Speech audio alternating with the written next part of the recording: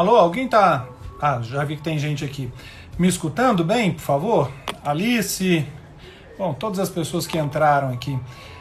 Vocês me ouvem bem?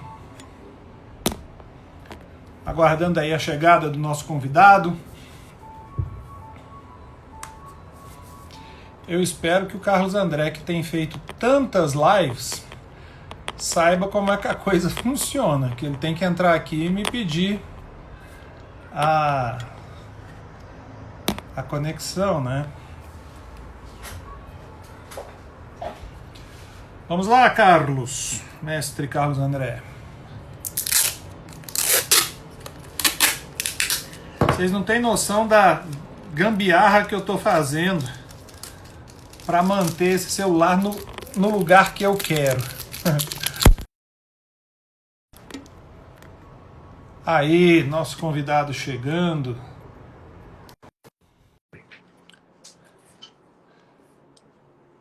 Vamos lá. O Carlos André parece...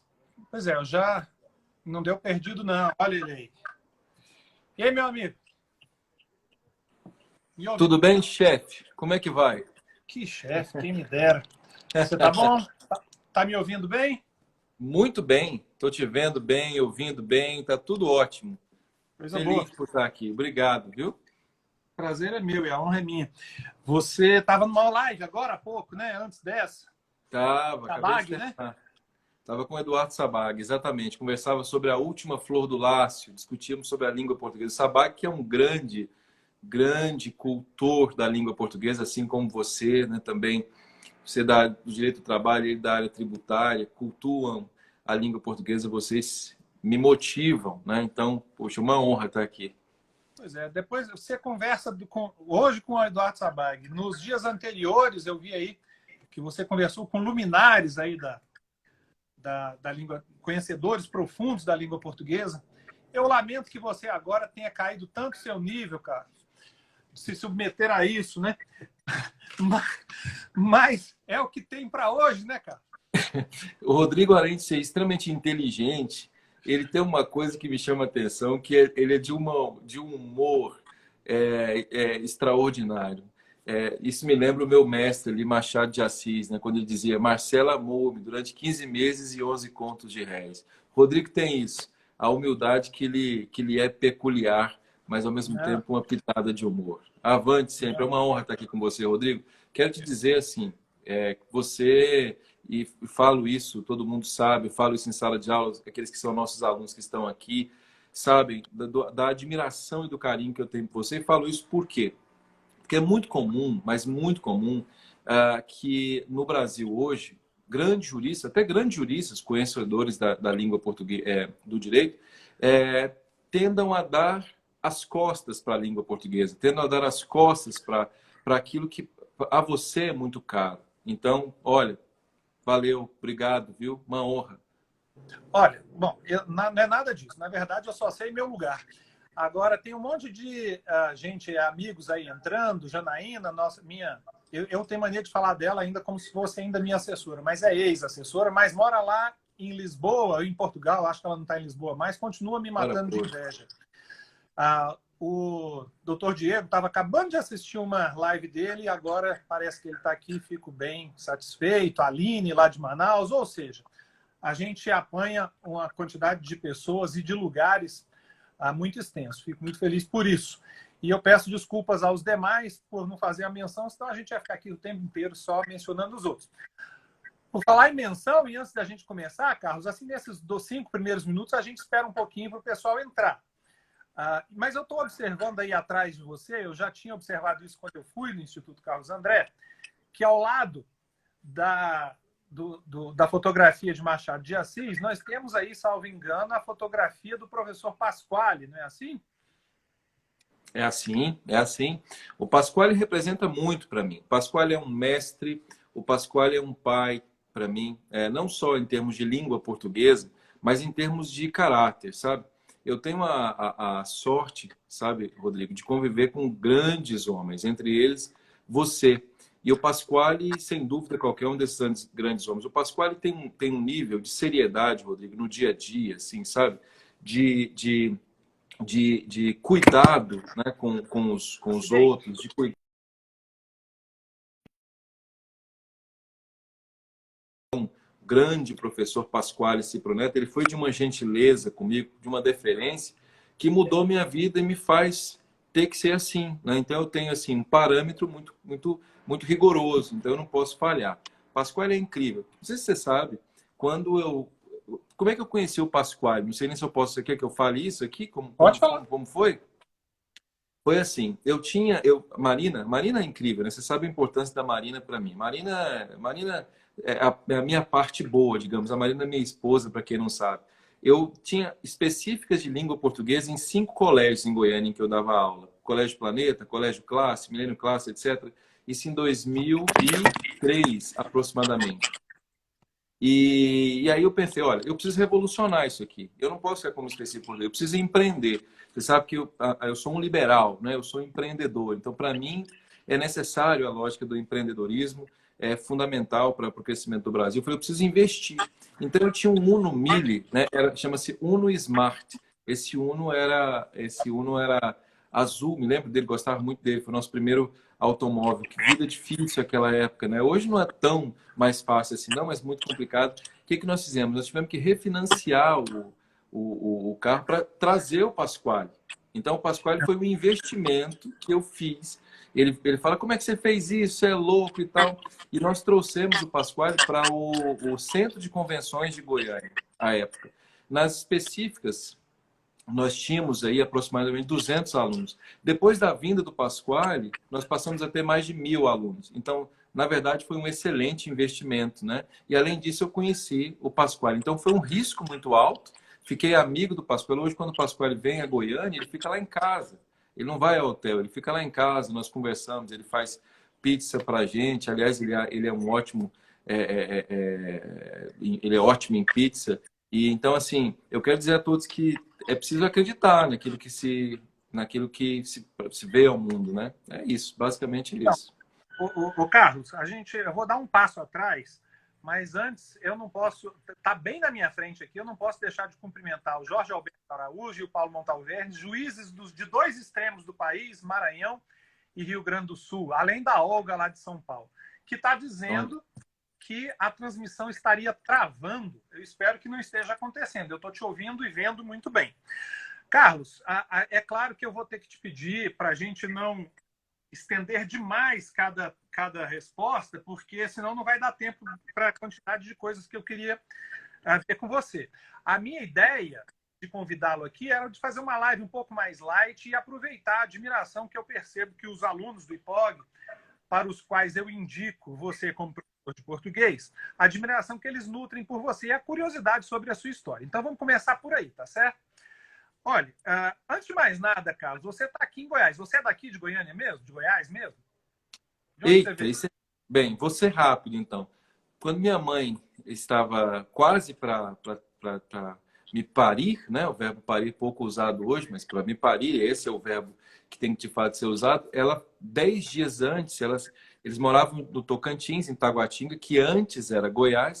Ela estava em Goiânia. Ela estava em Goiânia e foi para Tocantins. Então, ela me teve lá no Tocantins, numa cidade que era, por óbvio, aquela época, antes de 88, Goiás. Portanto, eu nasci em Goiás, depois da divisão, passei a ser tocantinense. Mas um tocantinense sempre apaixonado por Goiânia. Eu sou absolutamente apaixonado por essa cidade, ela me deu tudo que eu sempre tive. E aí, depois, Rodrigo, para gerar um pouco mais de complexidade, eu passei a ser cidadão goiano pela Assembleia Legislativa e cidadão goianiense, finalmente. Então, o que que eu sou? Eu sou uma mistura aí de coisas de goiano com tocantinense. Mas você estudou, como estudante, o que hoje se chama ensino fundamental, médio, né? Foi aqui em Goiânia? Foi assim, eu estudei todo o meu ensino fundamental até o 9º ano, até lá no Tocantins, numa escola de freiras. Eu fui criado, Rodrigo, intelectualmente por freiras. A irmã Noêmia foi importantíssima, a tia Freira, a irmã Helenita. Até outro dia, a irmã Noêmia, no ano passado, faleceu, me chamou até lá. Eu fico muito emocionado quando eu me lembro disso. Ela me chamou aqui, próximo ao Hospital Amparo, e pediu para que eu continuasse o trabalho de língua portuguesa. Ela foi a professora de português mais importante que eu tive na minha vida. Me perdoe até o Pasquale, mas ela vem antes, né? E ela me disse que eu tenho que ser professor de português para eu levar a palavra de Deus. Eu sempre colocava isso. E ela foi a pessoa que me mostrou que eu teria que me desbravar, porque foi a primeira nota baixa que eu tive. Não sei se eu já falei a você, eu passei para medicina, né? Então eu gostava de biologia, gostava de física, etc, etc, etc. E português foi a primeira nota baixa que eu tive na vida. Eu procurava ser um aluno aplicado, né? Procurava ser aquele aluno que sentava à frente, etc. E ela, na oitava série, né, no nono ano hoje, me deu uma nota 6. Aquilo foi insuportável para mim. E ela disse que foi para que eu entendesse que eu tinha uma missão. Você acredita que ela disse isso para minha mãe posteriormente? É uma coisa que me chama a atenção, assim, sabe? Então, eu estudei com ela lá. E aí eu vim para Goiânia e estudei todo o ensino médio aqui longe dos meus pais. Estudei no Colégio Objetivo, à época, e estudei no Colégio WR. Fiz 6 meses de cursinho. Bem rapidamente, você falou que você fez vestibular e passou para medicina. UFMA, Universidade Federal do Maranhão, de onde é o Montalverde, lá em São Luís do Montalverde, Maranhão. e você não quis encarar a medicina? Como é que foi, Rodrigo? Eu, quando fui para o Maranhão e fiz o vestibular, na época, meus pais tiveram, né, uma época muito complicada financeiramente. Mesmo em faculdade pública, você sabe que o gasto é muito grande, né? Morar numa cidade como São Luís, então eu não tive condições, né? Meus pais tentaram, inclusive meu pai é uma pessoa extraordinária, incrível, minha mãe, são pessoas que eu realmente tenho muita felicidade de tê-los como pai. Só que aí nós não conseguimos, né? Então, o que que eu fiz? Eu vim no ônibus, olha só que detalhe interessante, de São Luís do Maranhão até Goiânia, né? E quando chegou a uma cidade chamada Imperatriz, eu via chorando, porque não pude ficar, né? Não cheguei nem a começar a fazer. E aí me veio essa lógica. Falei, quer saber? Eu vou fazer direito, né? Meu avô sempre foi uma pessoa muito presente na minha vida, uma pessoa extraordinária. E meu avô sempre teve um sonho de ter um neto como direito. Eu falei, não, eu vou ser o primeiro neto que vai fazer o curso de direito. E aí, então, direito sempre foi mais barato, né? No caso específico, o custo de vida em Goiânia, portanto, eu já morava aqui, era bem mais barato. Então, eu resolvi fazer direito. Você fez aonde? PUC. Na PUC? Bom, mas você não fez letras? Pois é, interessante essa sua observação. Porque, veja, quando eu passei para medicina, eu tinha 17 anos, 18 anos, 1998, foi na Copa do Mundo. O vestibular foi um pouco antes da Copa de 98. Me lembro que eu assisti o jogo da Holanda lá, lá em São Luís. Esse jogo Opa, foi... é um lugar... Ah, não, foi. esse que é apropriado. Vai lá. Lá o Zagallo, etc. E aí, você veja, eu nem quis prestar na UFG. Eu estava tão angustiado. Rodrigo, eu estava tão desnorteado. Sabe quando você fica completamente desnorteado? Prestei na PUC, deveria ter feito, até falo muito isso, a Universidade Federal de Goiás, embora a PUC, eu tenho um grande orgulho da PUC, um grande orgulho, não é? Mas aí nem quis posteriormente fazer. E aí, quando eu conheci a Marina, né, meu bem, em 1999, nós já iríamos nos casar. Nós já iríamos nos casar. Nós éramos realmente muito apaixonados, não é? Mas aí veio o nosso primogênito, o Matheus. Marina ficou grávida do Matheus e estava fazendo direito na PUC.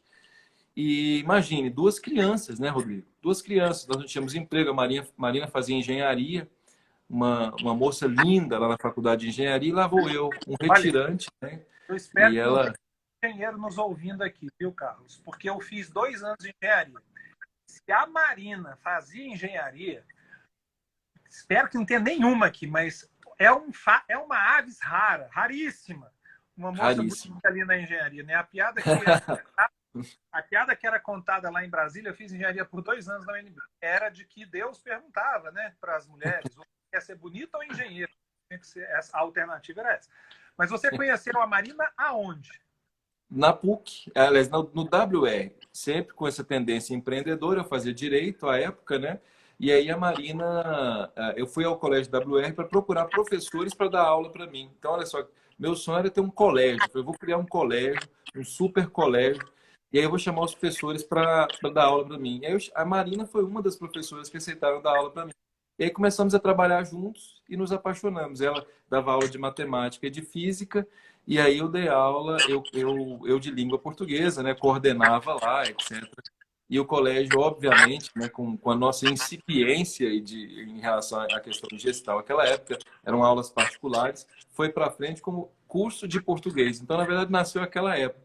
Então, no caso, aí o que, que aconteceu? Eu casei-me com a Marina, nós nos casamos, e aquele momento difícil, né, ainda com uma dificuldade em relação àquele emprego. Meu primeiro emprego, Rodrigo, foi na Brasil Telecom, que hoje é Oi. Sabe ali a BR-153? Eu atendia lá das 10 da noite às 4.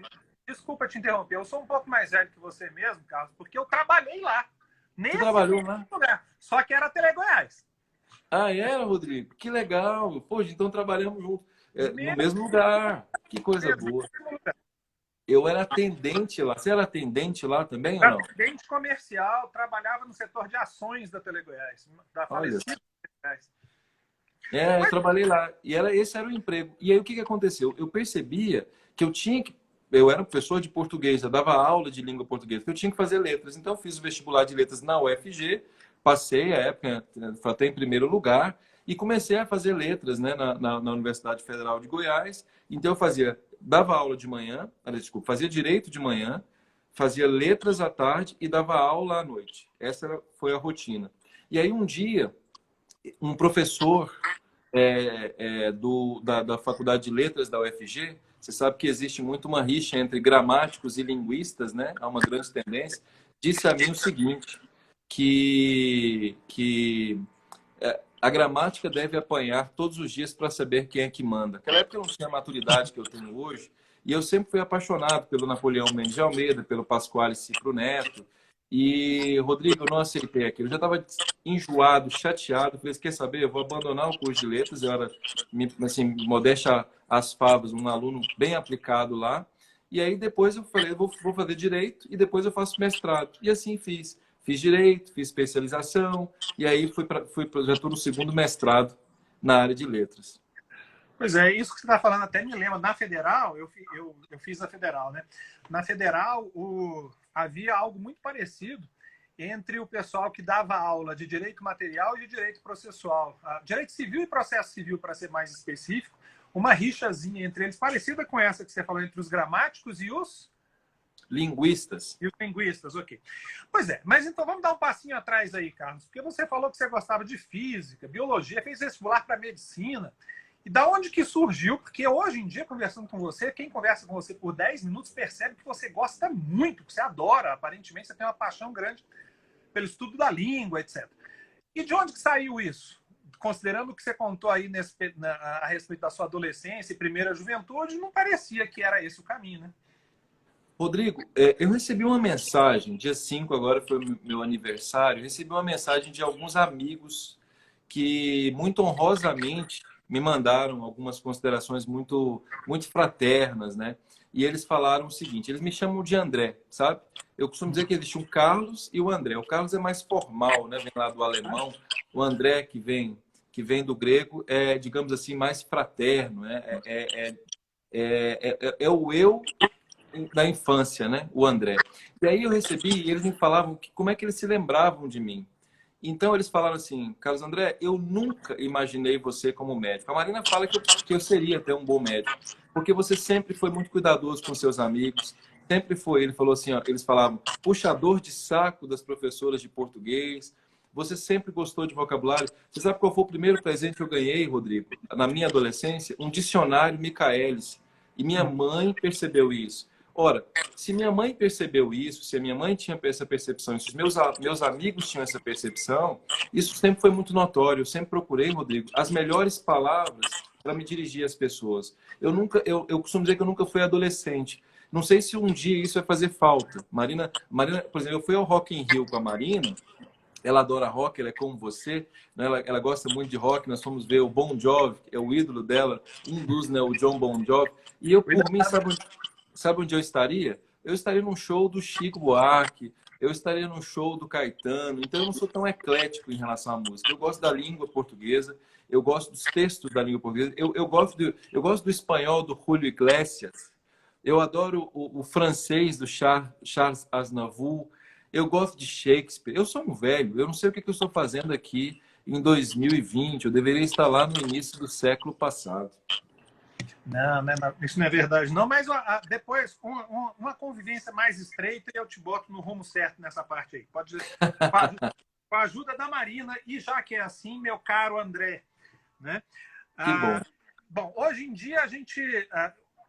foi hoje não, foi ontem eu fui lá no Instituto, até a gente gravou a chamada para essa live, e eu não sabia que o Instituto, inclusive, tinha mudado de lugar, né? Mas, de toda forma, ficou pertinho de onde era anteriormente. E esse Instituto Carlos André já existe há um tempinho, né? Eu não sei, você vai esclarecer aí há quanto tempo, mas você acabou de dizer que você foi lá no WR com a intenção de conversar com professores e tal, porque você queria montar o seu curso, sua escola. Então, aparentemente, você conseguiu fazer concretizar seu desejo, por assim dizer, né? Como é que você chegou no Instituto Carlos André? Se você puder falar aí para a gente, como é que funciona? Como é que é o Instituto? Foi assim, não fosse a Marina, não existiria o Instituto Carlos André. Aliás, é até injusto se chamar Instituto Carlos André, porque ele é tão Marina quanto Carlos André. Eu sempre tive, como eu falei a você, sabe, Rodrigo? Sempre tive um sonho de empreender. E, na verdade, esse sonho continua. O meu sonho é que o Instituto Carlos André possa ser a escola, uma das escolas de português, de literatura, de produção textual, de comunicação jurídica mais importantes do Brasil. Não por vaidade pessoal, mas o que eu acho que o Brasil precisa. Se não o Instituto Carlos André, é outra escola de português. Nós precisamos valorizar a nossa língua.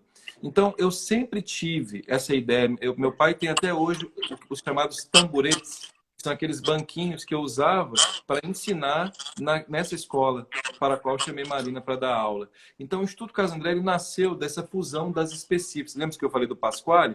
Então, em 2003, havia específicas de português em várias escolas. O que eu fiz? Eu resolvi fundir as específicas de português em uma escola que se chamava Instituto Carlos André. E ele nasce, portanto, ali em 2008. E como é que nasceu? Em 2009, a Marina estava grávida da Yasmin, nossa caçulinha linda. E aí ela passou aqui na porta de onde era o Instituto e falou, Dé, nós vamos... Ela me chama de Dé, né, por causa do André. Dé, nós vamos montar o nosso Instituto de Língua Portuguesa. Nós tínhamos, à época, Rodrigo, 14 mil reais na conta. Professor de língua portuguesa, né? Você sabe a dificuldade. Até não posso reclamar, sempre tivemos uma remuneração muito digna, mas 14 mil. A obra custou 490 mil. E aí nós pensávamos, gente, como é que nós vamos fazer para pagar isso, né? Em tese, as pessoas achavam que isso era uma loucura, não daria para fazer sob qualquer hipótese. O que nós fizemos? A aula, né? Paga. Meu Deus do céu, ninguém vai querer curso de português, não dá, é impossível, né? E aí pagamos em 2 anos. Era uma previsão para 4 anos, em 2 anos nós temos o pagamento. O Instituto teve uma média de mais de 1.000 alunos por ano. E nós ficávamos assim impressionados, sabe? A Yasmin, eu me lembro que a Renata, repórter da TV Anguera, foi fazer uma entrevista lá comigo, foi da época do acordo ortográfico, eu viajei para Portugal, aquela coisa toda representando a OAB. Aí ela falou assim, professor, mas isso é uma irresponsabilidade. A Yasmin estava, a Nininha pode falar, ela está aqui, mas acho que a Yasmin tinha 3 meses, a Yasmin já estava no Instituto Carlos André. Só que eu sempre tive como fã o comandante Rolim, que aliás é São Paulino, né, o grande comandante Rolim, da TAM, que é um sujeito incrível. Esconde os seus defeitos, Carlos André.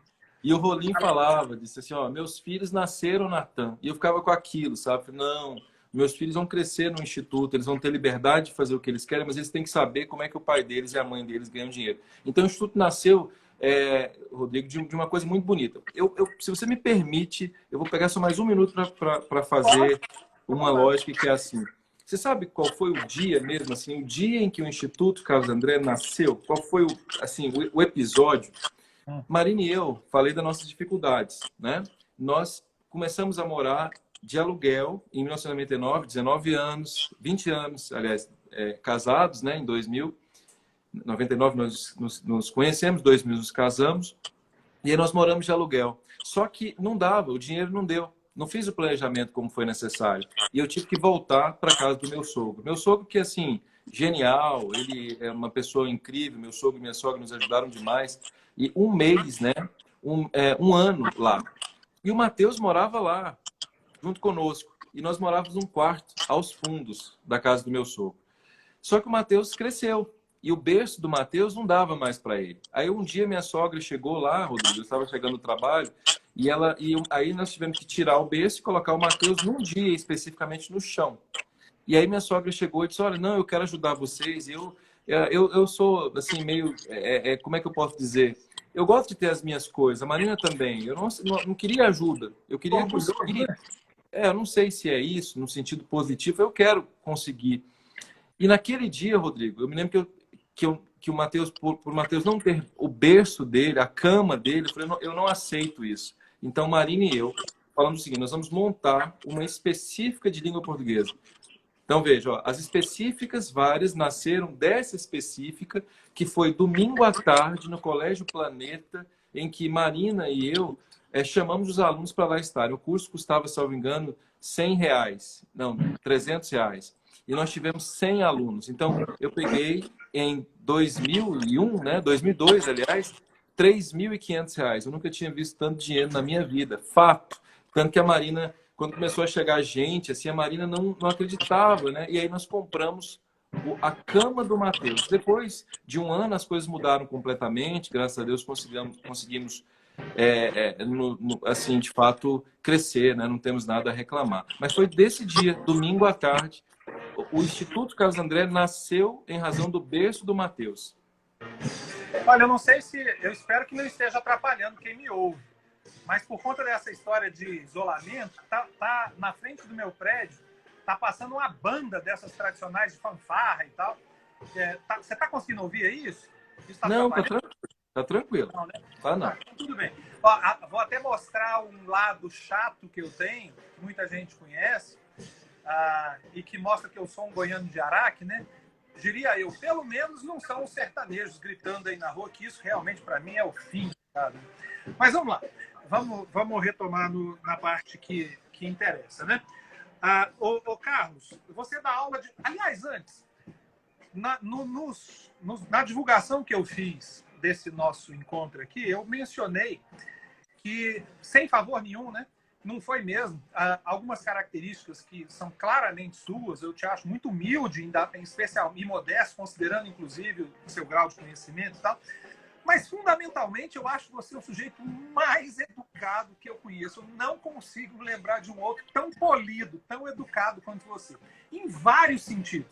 E uma outra coisa que me chama muita atenção e que chama a atenção dos alunos, eles sempre me falam isso, né? Que você tem... o primeiro contato, a pessoa pensa que o Carlos André é a pessoa mais formal que existe nessa terra, né? O sujeito fala vosmecê. Existe alguém no mundo hoje ainda, talvez lá em Portugal, se a Janaína puder confirmar, que fala seriamente vosmecê, que é extraordinário, que ao fim das aulas, sempre, eu digo a todos, ó, Carlos André é o meu professor nota 10, porque eu só recebo nota 10. Ou seja, e mais do que isso, as turmas são de direito. A primeira reação que eles têm quando eles veem que o próximo módulo vai ser português, muitos deles ameaçam, e eu estou no grupo de WhatsApp vendo, né? Ameaçam, não, nessa aí eu não vou. Porque eles imaginam que o professor vai lá falar com eles sobre substantivo, adjetivo, sujeito, predicado, etc. Que eu acho até que você talvez fale, é possível, mas é muito mais do que isso, né? É uma coisa muito mais ampla que isso. E os alunos do direito, pelo menos no meu caso, deve acontecer em outras turmas, por óbvio, né? Os alunos do direito do meu curso, que tem aulas fundamentalmente com juízes, advogados e procuradores, como regra com mestrado e ou doutorado, e o Carlos André. E o Carlos André eu não vou mentir que é nota 10, porque sempre tem um outro lá que fala que é 9,5, etc. Mas é o meu professor mais bem avaliado. Eu tenho muito orgulho disso, porque por sua conta eu consegui fixar a disciplina português no curso, na pós-graduação jurídica. E você sabe bem que eu nem estou perto, não chego aos pés do seu conhecimento na área, mas eu gosto muito de português, muito. Tenho um interesse enorme na área. Bom, isso dito, você dá aula de português para muita gente, muitos alunos, na pós-graduação, inclusive. Mas eu queria ver se você confirma ou não a minha impressão. Eu nem vou falar qual é ela antes de você responder, a respeito do atual nível médio, né, dos alunos especialmente antes de entrarem na faculdade. Eu me refiro a essa faixa etária, porque eu dei aula, até desistir, literalmente, na graduação, e peguei esses alunos recém-egressos do segundo grau. Eu chamo de segundo grau, mas agora é ensino médio, né? O que você me diz do nível atual e do interesse atual desse pessoal pelo estudo da língua? Olha, Rodrigo, eu diria que você falava sobre a perspectiva da polidez, da deferência, etc., né? Eu sou um leitor inveterado de Machado de Assis, eu sou apaixonado por Machado de Assis. Sebag falava que gosta de essa de Queiroz, né? É fundamentalmente importante ler autores como essa de Queiroz. Você pega, por exemplo, aquela canção Amor, I Love You, da Marisa Monte, que não é a melhor canção da Marisa Monte, diga-se de passagem, mas já traz uma passagem extraordinária do Primo Basílio. E o que nós observamos ao ler esses autores é que esses autores têm um grau de polidez que Fernando Pessoa, a época, o grande Fernandinho Pessoa, dizia: ó, quem não conhece uma palavra, dizia ele, não conhece uma alma. Quem não conhece uma palavra, não conhece uma alma. A palavra, para mim, Rodrigo, ela é muito importante. E a palavra, tanto no seu significante quanto no seu significado. Quando alguém se utiliza de uma determinada palavra, ele muda a realidade das pessoas. O seu caso, por exemplo, que é juiz, que é magistrado, a sua palavra transforma pedra em água. A sua palavra transforma papel do Poder Judiciário em dinheiro ou em desdinheiro. A sua palavra, a palavra da magistratura, muda substancialmente a vida das pessoas. O que significa dizer que essa lógica está intimamente ligada à leitura, essa é a minha percepção, e a paradigmas. Eu tenho como paradigmas grandes homens, essa é a minha percepção, e grandes mulheres que fizeram e fazem do Brasil um país de se orgulhar. Quem leu Joaquim Nabuco não pode, sob qualquer hipótese, achar, por exemplo, que me permita dizer que foda-se é uma coisa adequada, me tira a paz, me tira espiritualmente, Rodrigo, a paz, saber que o principal livro brasileiro, mais vendido no Brasil, é o livro de autoajuda. Eu costumo dizer que se o livro é de autoajuda, então quem deveria escrever é quem consome o livro, já que ele é de autoajuda, né? O pseudo prefixo demonstra isso, e eu digo isso muito respeitosamente, sei que as pessoas têm interesse nisso, mas é preciso entender esse aspecto de paradigma. Dito isso, o que eu coloco é o seguinte: os nossos paradigmas estão equivocados.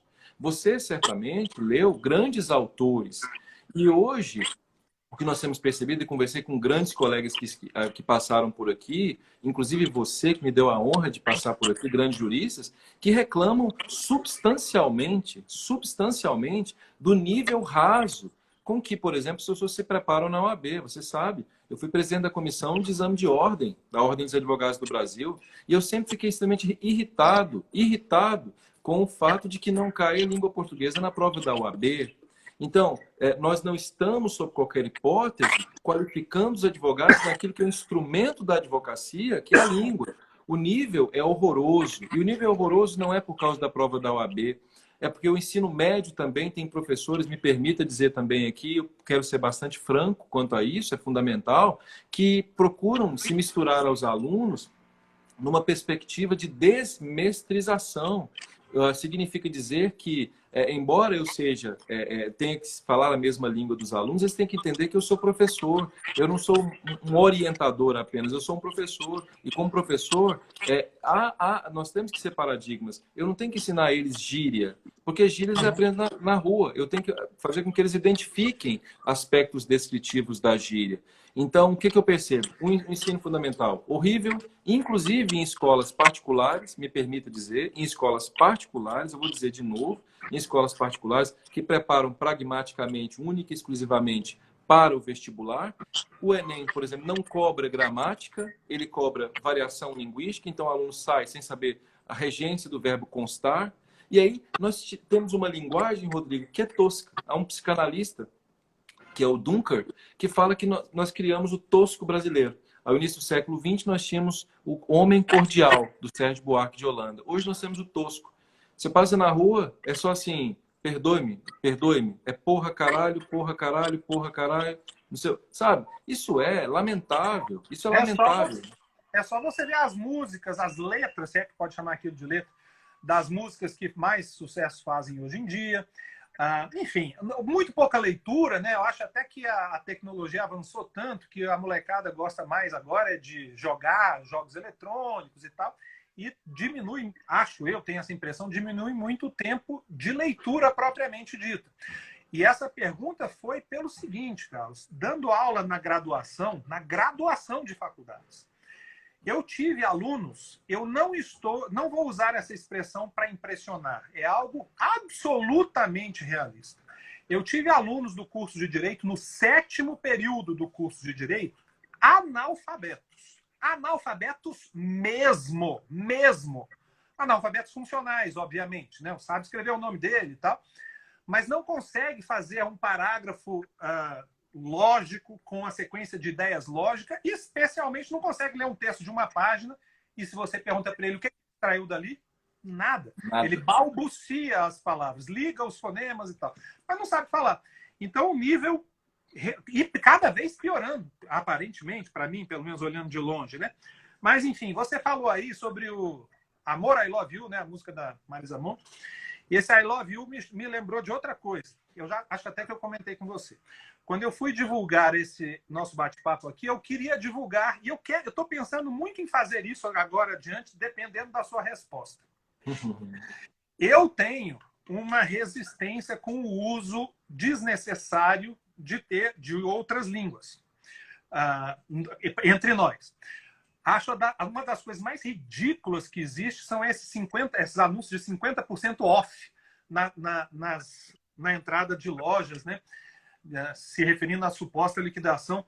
Eu vivo entrando nessas lojas, mato de vergonha minha esposa, eu entro lá e o que é off? O que é esse negócio de off que vocês têm aí? E todos os vendedores ficam assim meio sem graça, aí até que eu falo sério, não, por que vocês não colocam lá 50% de liquidação, 50% de desconto, ou o que seja? Todos os vendedores falam a mesma coisa. Não, a gente até acha, mas o dono quer, né? O dono acha bonito. Escrever sale. Quantas vezes eu entrei dentro da loja e perguntei, o que é sale?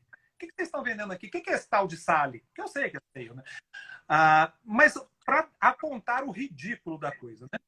Pois bem, eu ia te convidar para um bate-papo. Só que eu vi nas suas divulgações que você divulga live mesmo.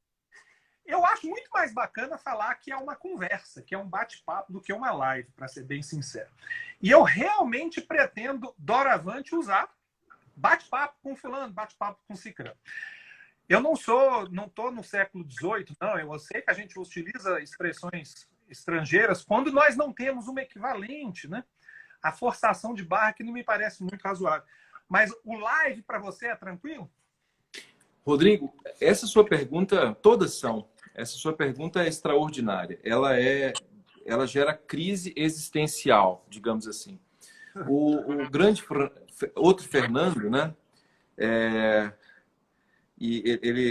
Luiz Fernando Veríssimo, ele fala uma coisa que é muito interessante. O poema diz assim, que chama-se capitulação. Para quem não sabe, capitulação significa desistência, né? Não tem nada a ver com capítulo nesse caso. Então, quando ele diz assim, capitulação, delivery, até para telepizza, é um exagero. Há quem negue, diz ele, um povo com vergonha da própria língua já está entregue. E essa percepção e essa lógica me chama bastante atenção a seguinte lógica. Nós, brasileiros, não entendemos ainda aquilo que Olavo Bilac coloca ao final do poema, né? Em que da voz materna ouvi meu filho, e em quem Camões chorou no exílio amargo, o gênio sem ventura, o amor sem brilho, diz ele, quando ele diz especificamente sobre em que da voz materna ouvi meu filho. Está chegando os dias das mães. Quando nós ouvimos a nossa mãe falar em português, nós naturalmente costumamos a nos identificar com aquela cultura. Eu sei que você vai muito aos Estados Unidos, já morou nos Estados Unidos, né? Você é um apaixonado pela música estadunidense, você gosta do inglês, por isso você tem, inclusive, liberdade. Você gosta, inclusive, você pode falar isso. Então, não é um Eu gosto mais da música britânica, para ser franco, mas britânica, né? Mas veja que, especificamente, você é alguém que é letrado na língua inglesa. Então, fala isso não por preconceito ao inglês, muito ao contrário. Mas é que a nossa língua é a nossa pátria. Caetano Veloso fala, minha língua é minha pátria. Minha pátria também é minha língua. Isso posto, isso dito, Rodrigo, é fundamental. Também percebemos um grande problema, que foi conversando com o professor Bechara. Qual o problema? Nós somos um país subdesenvolvido. Nós somos um país que, inicialmente, nós eliminamos a língua geral, Nhangatu, e substituímos-la pela língua portuguesa ao final do século XVII, por vinda da corte para cá. A língua portuguesa do Brasil não é a mesma língua portuguesa de Portugal. Foi influenciada pelos ingleses ali no século XIX, depois pelos franceses no século XX, depois da Segunda Guerra Mundial, Rodrigo, ela foi influenciada pelos ingleses estadunidenses. O nosso presidente da República, me permita dizer, eu devo dizer isso, quando vai falar dos Estados Unidos, ele fala como se fosse a grande referência. Então nós somos americanos de segunda categoria, nós não queremos ser brasileiros de primeira categoria. Então os empréstimos linguísticos, eles passam a uma percepção que não é só linguística, é uma percepção de natureza social. Nós temos vergonha de ser brasileiros, nós temos um complexo de vira-lata. E eu, Rodrigo, não tenho. Você sabe, eu sou um apaixonado por esse país. Eu acredito no Brasil, efetivamente, porque se eu não acredito no Brasil, eu não acredito na língua portuguesa, porque a língua portuguesa é a minha pátria, é o meu país. E aí, quando você coloca live, quando se coloca live, veja só como esse detalhe é interessante, né? Existe o professor Carlos André e existe o empreendedor Carlos André, o empresário Carlos André. Quando eu vou, muitas vezes, por exemplo, eu consegui aprovar, porque não sou eu que mando nessas coisas todas, nós temos sócios, né? Temos a Marina, temos a direção de marketing. Por exemplo, eu consegui aprovar a palavra decêndio. Nós estamos no decêndio da língua portuguesa. Mas o que é decêndio? Decêndio são 10 dias. Por que vendeu? Porque decêndio é uma palavra que é pouco comum, digamos assim. Então, ela fica chique, né? Ó, até chique é do francês. Até chique tem que ser chique em francês. É impressionante. Então, o aspecto do marketing, Rodrigo, eu até com a sua sugestão, até vou fazer uma pesquisa, pedir para fazer uma pesquisa, para nós trocarmos live por bate-papo, para verificar se isso, inclusive, é bom para a nossa escola. Porque eu sempre substituí todas as palavras em inglês possíveis, claro que existem aquelas que não são possíveis, pelas palavras em língua portuguesa. Então, respondendo a sua pergunta, eu sugiro que você o faça e farei. Se você quiser me utilizar como cobaia da sua experiência, porque eu não sou empresário mesmo, você pode ficar de olho, porque doravante vai ser sempre bate-papo mesmo. Antes da gente continuar, acho que você vai gostar de ouvir, o Paulo Montalverne, juiz, amigo lá de São Luís, cara extraordinário, ele está dizendo o seguinte, recado para você. Ó. Carlos André, o meu professor de português da 7ª ao antigo primeiro científico era o padre Osvaldo. Todos do Colégio Sobralense somos muito gratos ao exigente professor. Acho que você mencionou, né, esse Padre Osvaldo? É isso? Conhece o Padre Osvaldo? Padre Osvaldo, eu deveras, infelizmente, não conheço. Se não é ele só quis mencionar, então, o quanto foi influenciado pelo professor de português dele. Posso cumprimentar também o Kleber, que está aqui, nosso colega Kleber Salles também, que é um cultor da língua portuguesa, né? Ele é um parceiraço. Parceirão. Montalvão. Passou aí, eu não vi o nome dele, senão teria cumprimentado. Pois é, incrível. E falar para o Montalvão também que eu gostaria muito de conhecê-lo pessoalmente, que me parece ser realmente um intelectual. E dar um abraço na Alice também, de Manaus, que é sempre muito gentil e é uma pessoa que realmente conhece e gosta da língua portuguesa. O Paulo Montalverne é um sujeito raro, viu? É um bom humor aliado com inteligência. Muito bom. Você vai gostar muito dele. Mas vamos voltar aqui. Bom, eu falei sobre um dos problemas que me incomoda, né? Esse estrangeirismo desenfreado. Outra coisa que me incomoda, e agora vamos ver o que você pensa. É uma mistura de dois fenômenos. O uso da linguagem da internet. Então, você pode reparar, Carlos, que quando eu te mandar uma mensagem no WhatsApp, eu não escrevo VC, você, VC. Eu sempre você. Que é uma besteira, mas é para eu me disciplinar para não usar em algumas outras que aparecem lá. Isso é um lado que me incomoda. E o outro é o, vamos dizer assim, o culto ao politicamente correto. A história de que você tem que falar sempre boa tarde aos alunos e alunas que aqui estão. Desde que eu sou moleque, eu ouço senhores e senhoras. Os senhores e senhoras era a coisa mais comum do mundo. Mas hoje em dia, a coisa chegando a um ponto tal que eu leio que os nossos alunos, você sabe o que eu estou dizendo, né? Para não falar alunos e alunas, não ter que escrever, bota um X no lugar. Eu tenho todo o respeito. Inclusive, existem pessoas que são colegas meus, professores, juízes, advogados, da minha mais alta estima e admiração mesmo. Mas esse X, para supostamente se referir aos dois gêneros, eu acho a coisa mais horrorosa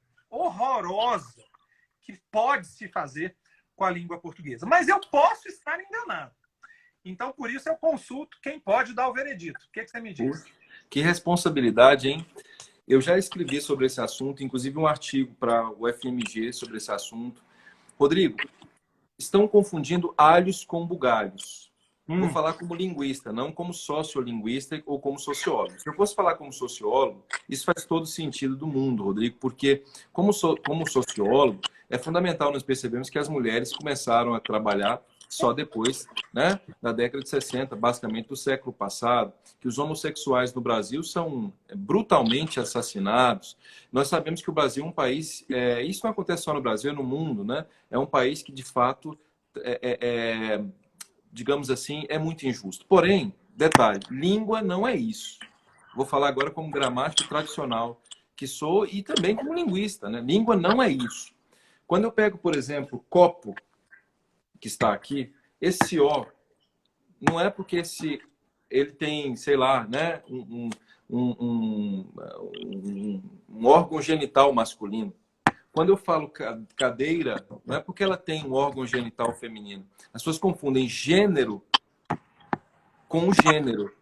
Gênero em português não significa a representação exata do gênero, que seria o sexo, sob a perspectiva fisiológica. Isso significa dizer que uma palavra não representa exatamente a realidade. Você veja, por exemplo, que lua, em alemão, é palavra masculina.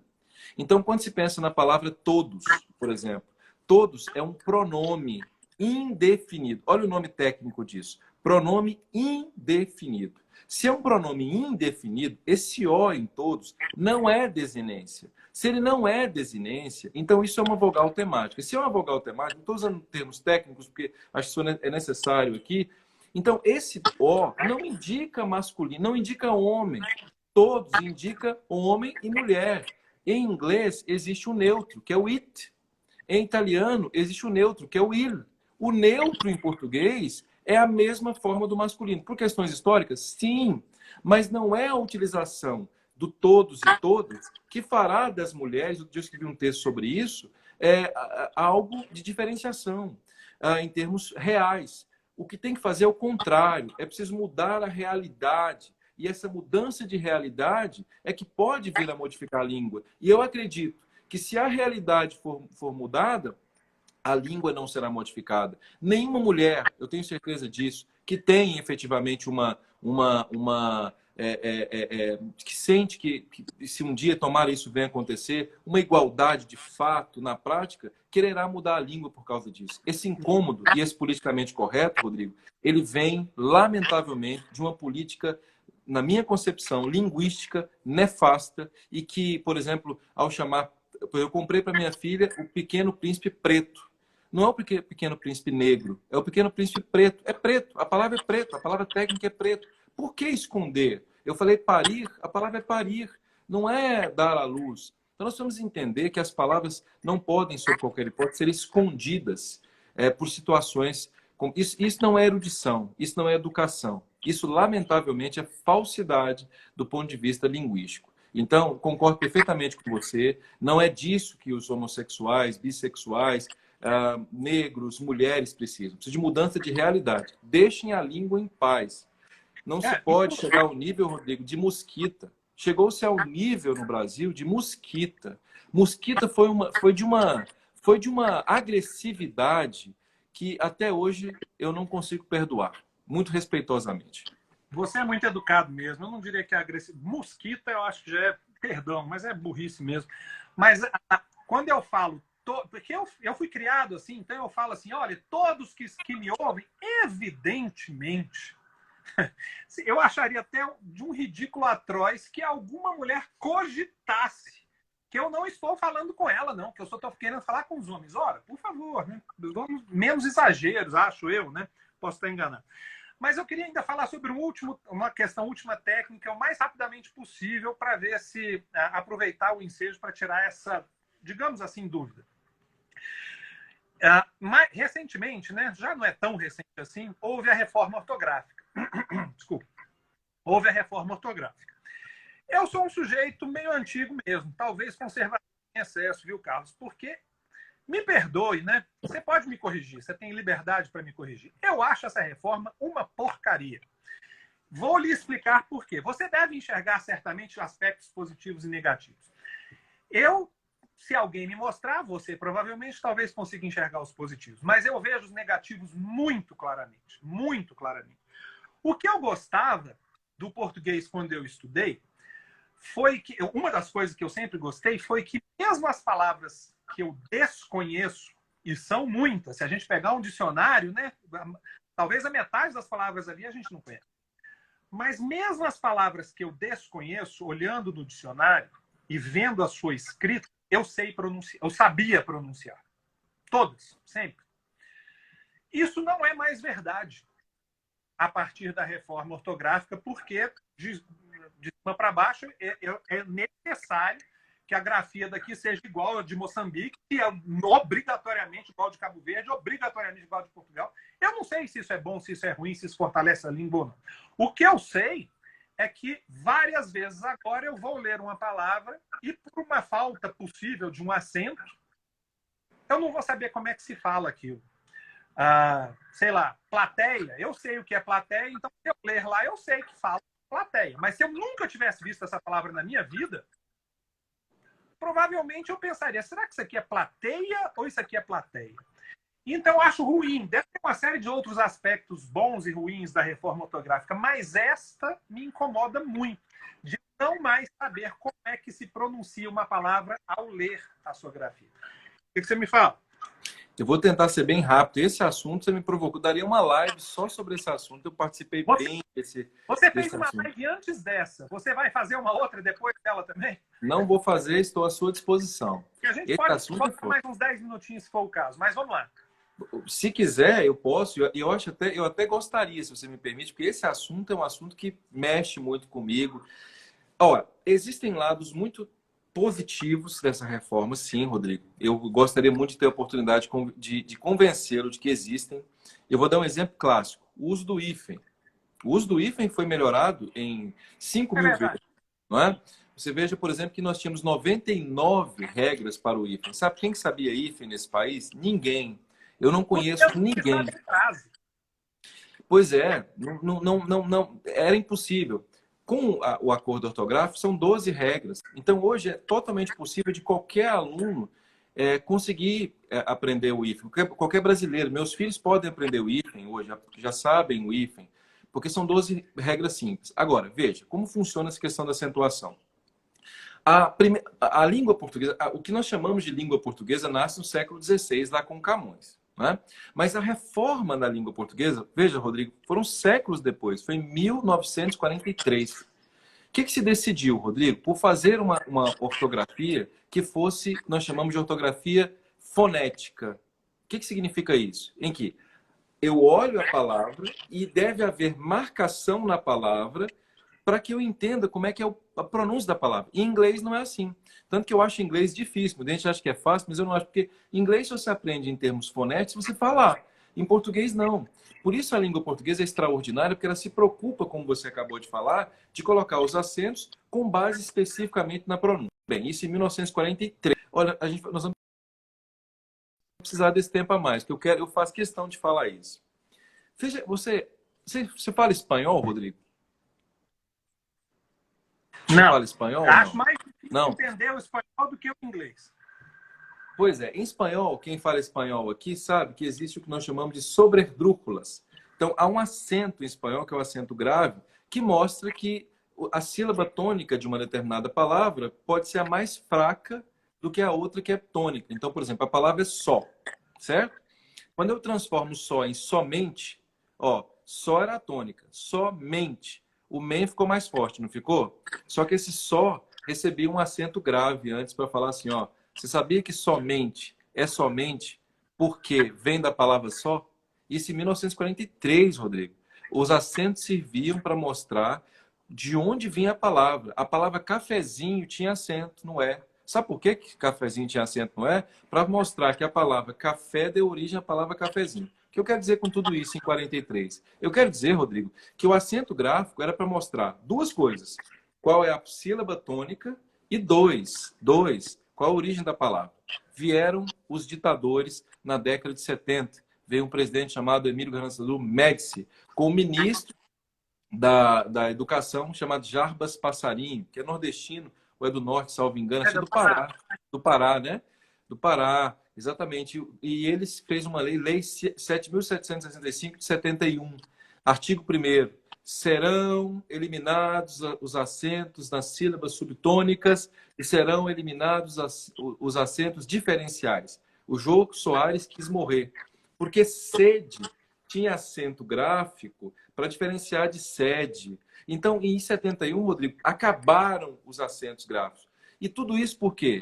Por isso nós acabamos de falar. Poxa, mas no inglês não há acento. Se no inglês não há acento e nós somos subdesenvolvidos, nós somos um quintal dos Estados Unidos, então por que tem que ser acento no português? Essa frase ela é de uma estupidez, me permita dizer, vou falar com todo carinho, mas é de uma estupidez, é de uma deselegância, é de uma falta de nobreza, é de uma falta de nacionalismo tão grande.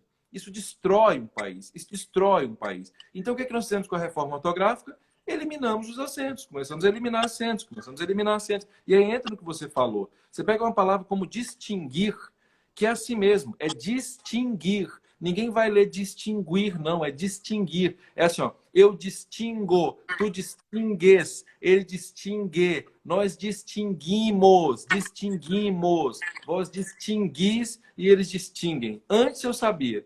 Hoje, quando alguém vai ler, lê distinguir. Por quê? Porque não há mais trema para mostrar. Então, quem fala que o trema é só da linguiça lá, errou feio, porque a palavra se nós não conhecemos e aí não temos o trema. Eu sou contra, absolutamente contra a retirada dos acentos, como foi retirado, Rodrigo. Basicamente é isso. Então, tá bom. Partes boas e partes ruins. Pois é. Bom, você está de acordo que a gente continue por mais uns 10, 15 minutos depois, né? Sugiro que você... Que antes de acabar, você salve, para o pessoal de repente ver essa aí também. Pode ser? Tá. Eu tinha feito umas anotações aqui, achei que não ia dar tempo. Vou aproveitar esses últimos 2 minutos aí. Quando eu falei do pessoal, dos alunos de faculdade, tá? De faculdade, que foram meus alunos, eu coletei aqui, eu tenho um bestialógico que eu mantenho. Bestialógico. Bom, o trocar mas, conjunção mas, por mais virou regra, né? Um troço horroroso. Todo lugar eu leio isso, todo lugar, o tempo todo. Mas aluno na faculdade escreveu isso. Haver não tem nada a ver. E uma coisa não tem a ver com a outra, mas esse haver nessa frase como se fosse um verbo, com H. Toda hora, o tempo todo. O verbo trazer na terceira do singular, escrito com S, como se fosse atrás, aqui atrás, é toda hora, sem parar. Para mim fazer, eu tenho um queridíssimo amigo, dos mais próximos de mim. Será que você podia me dar esse livro aqui para mim ler? Tempo todo. Essas coisas parecem pequenas, né? Sinceramente me incomodam, e eu presumo que te incomodem muito, né? Mas eu me espantei com a história do mesmo. Antes de entrar no elevador, verifique se o mesmo se encontra nesse andar. E uma vez eu li isso, mencionei, e o professor me disse que eu estava falando errado, que